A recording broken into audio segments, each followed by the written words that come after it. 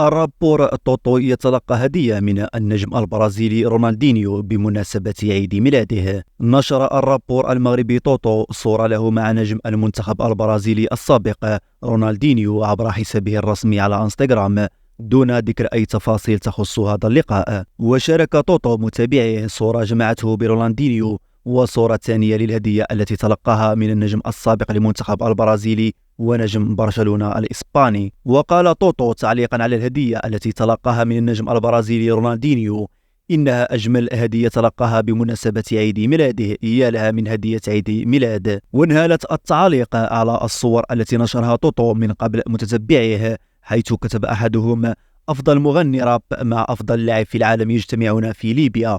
وكتب آخر: أسطورة مع أسطورة تساوي الأساطير. وكتب آخر أيضا: توتو مع أحد المعجبين.